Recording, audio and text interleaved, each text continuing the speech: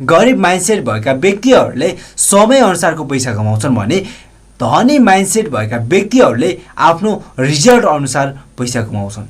त्यही भएर यदि तपाईहरू धनी हुन चाहनुहुन्छ, धेरै पैसा कमाउन चाहनुहुन्छ भने तपाईहरूले आफ्नो रिजल्ट अनुसारको पैसा कमाउन सिक्नुपर्छ। तपाईहरूलाई थाहै छ तपाईहरूले कुनै ठाउँमा जति समय दिए पनि तपाईहरूले त्यसबाट थोरै पैसा कमाउनुहुन्छ। यस्ता धेरै मानिसहरू हुन्छन् जसले 12 घण्टा ड्युटी गरेर जम्मा 12,000 मात्र कमाइरहेका हुन्छन् र त्यही समाजमा कोही यस्ता व्यक्ति हुन्छन् जसले जम्मा 2 घण्टा काम गरेर 2 लाख कमाइरहेका हुन्छन्। यस भिडियोमा हामीले थाहा पाउनेछौँ त्यो डेली 2 घण्टा काम गरेर महिनाको 2 लाख कमाउने मानिसको बारेमा। हामीहरू त्यस्तो मानिस कसरी बन्न सक्छौँ जसले डेली 2 घण्टा मात्रै काम गरेर महिनाको 2 लाख कमाउन सकोस्। जो डेली 12 घण्टा काम गर्छ त्यो व्यक्तिले आफ्नो समयको आधारमा पैसा कमाउँछ भने जसले 2 घण्टा काम गर्छ तर महिनाको 2 लाख कमाउँछ भने त्यो व्यक्तिले आफ्नो भ्यालु अनुसारको काम गर्छ। अब हामीहरूलाई लाग्न सक्छ हामीहरूले आफ्नो भ्यालु त्यो महिनाको 2 लाख कमाउने व्यक्ति जस्तो कसरी बनाउन सक्छौँ त?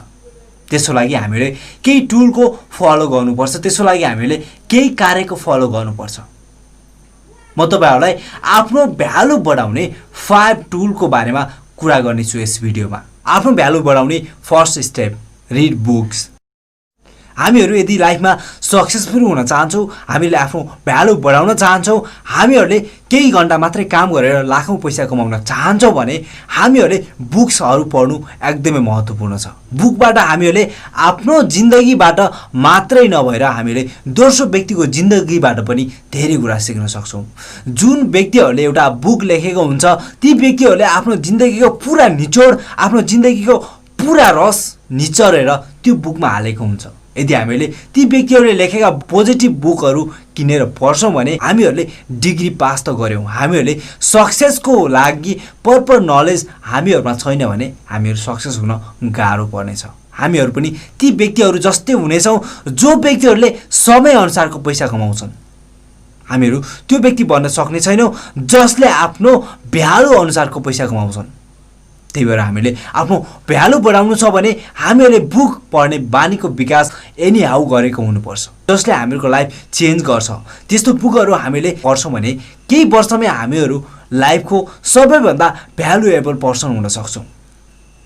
त्यही भएर यदि तपाईँहरूले आफ्नो भ्यालु बढाउन चाहनुहुन्छ भने आजैदेखि अहिलेदेखि बुक पढ्ने बानीको विकास गर्नुहोस्। कस्तो बुक भने जुन बुक पढेर तपाईमा सकारात्मक विचार आओस्, जुन बुकले तपाईको भ्यालु बढाओस्, जुन बुकले तपाईको नलेज बढाओस्, जुन बुकले तपाईलाई लाइफमा कसरी अगाडि बढ्ने भन्ने कुराको नयाँ नयाँ टेक्निक दियोस्। तपाईहरुले त्यस्तो बुक पढ्नुहोस्। दोस्रो स्टेप, बिकम अ एक्सपर्ट।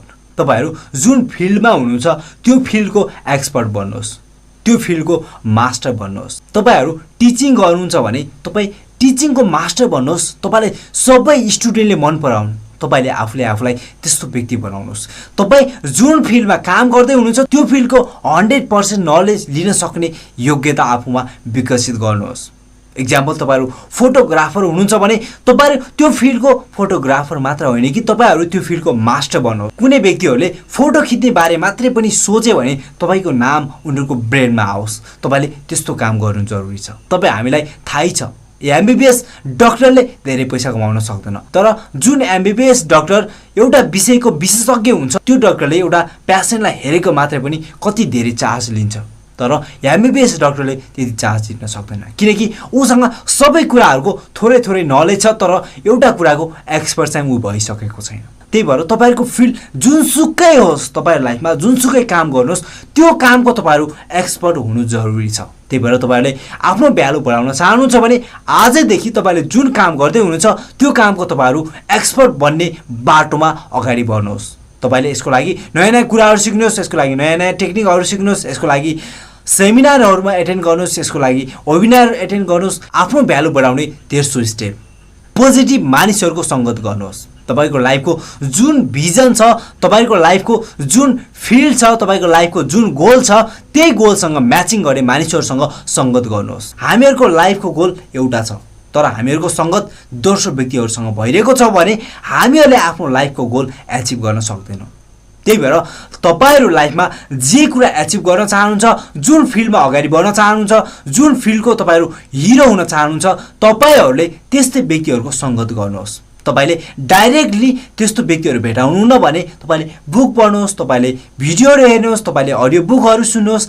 तपाईहरुको फिल्डसँग म्याचिङ गर्ने, तपाईहरु जुन फिल्डमा अगाडि बढ्न चाहनुहुन्छ त्यही फिल्डको मानिसहरुसँग तपाईले संगत गर्नुहोस्। एक्जाम्पल, तपाईहरु बिजनेस गर्न चाहनुहुन्छ तर तपाईले आफ्नो संगत जागिर गर्ने मानिसहरुसँग गर्नुहुन्छ भने तपाई लाइफमा कहिले पनि बिजनेसम्यान बन्न सक्नुहुन्न। तपाईहरुले आफ्नो संगत विदेश जाने साथीहरुसँग गर्नुहुन्छ भने तपाईले नेपालमा बसेर केही पनि गर्न सक्नुहुन्न। तपाईहरु नेपालमा बसेर केही गर्नको लागि त तपाईले नेपालमा बसेर केही काम गरिरहेको व्यक्तिहरुसँग संगत गर्नुपर्छ।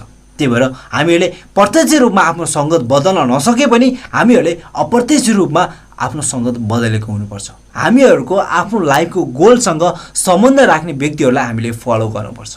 हामीले ती व्यक्तिहरूको संगत गर्नुपर्छ। हामीहरूले आफ्नो लाइफमा पोजिटिभ मानिसहरूको संगत गर्यो भने त्यहाँबाट हामीहरूको सेल्फ भ्यालु इन्क्रिज हुन्छ।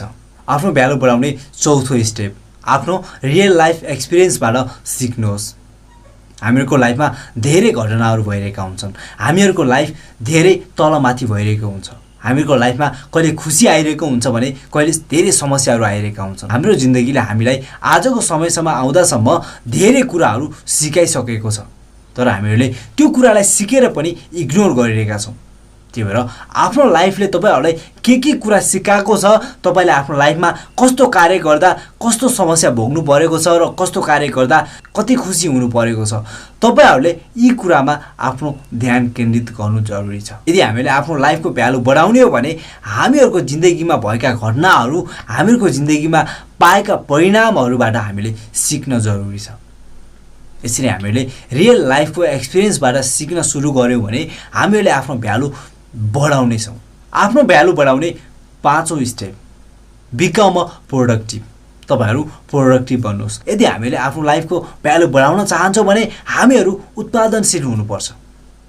हामीले केही कुरा सिकेर मात्र हामीहरू सक्सेसफुल हुँदैनौँ। हामीले केही कुरालाई जानेर मात्र हामीहरू सफल हुँदैनौँ। हामीहरू तब सफल हुन्छौँ जब हामीले आफूले सिकेको कुरालाई व्यवहारमा रूपान्तरित गर्छौँ। हामीलाई थाहा छ स्विच अन गरेपछि बत्ती बल्छ, तर हामीले स्विच अन गर्दैनौँ भने त्यो हामीले सिकेको ज्ञानको केही पनि कदर छैन। त्यही भएर तपाईहरु जहिले पनि लाइफमा आफ्नो भ्यालु बढाउन चाहनुहुन्छ भने बी प्रोडक्टिभ। जहिले पनि लाइफमा आफ्नो भ्यालु बढाउन चाहनुहुन्छ भने तपाईहरु उत्पादनशील हुनु जरुरी छ। तपाईले जहिले पनि हिजोको भन्दा आज आफूलाई बेटर बनाउने कार्यमा अगाडि लाग्नु जरुरी छ। तपाईले आजको दिनमा जे कुराहरू सिक्नुहुन्छ त्यो कुराहरूलाई तपाईले आफ्नो व्यवहारमा इम्प्लिमेन्ट गर्नु जरुरी छ। तपाईहरु हरेक दिन आफूले आफूलाई अपडेट गर्नुहोस्। तपाईको ब्रेनमा हिजो जस्तो कुराहरू थिए त्यो कुरा भन्दा आज 1% पनि धेरै कुराहरू हुनु जरुरी छ। 1% पनि धेरै स्किल हुनु जरुरी छ। यसरी तपाईले आफ्नो भ्यालु बढाउँदै जानुहुनेछ। आजसम्म पैसाको पछि दौडिरहनु भएको थियो, तर यो टुलहरुको तपाईले फलो गर्नुभयो, आफ्नो लाइफमा इम्प्लिमेन्ट गर्नुभयो भने त्यसपछि तपाईलाई पैसाले पछाउँदै आउनेछ। त्यसपछि तपाईको भ्यालु बढ्दै जानेछ, मानिसहरूले तपाईलाई मन पराउँदै जानेछन्। हस् त गाइज, यदि तपाईलाई यो भिडियो मन परेको छ भने यस भिडियोलाई लाइक गरिदिनुस् र यो भिडियो आफ्नो साथीभाइ इष्टमित्रहरूलाई शेयर गरिदिनुस्, किनभने उनीहरूको लाइफमा यो भिडियो हेरेर थोरै भए पनि चेन्ज आउनेछ। सो तपाईहरुले यस्तै खालको भिडियोहरू हेर्न चाहनुहुन्छ भने हाम्रो घिमिरे दीपक युट्युब च्यानललाई तपाईहरुले सब्स्क्राइब गरिदिनुस् भन्ने म चाहन्छु। हस् त, नमस्ते।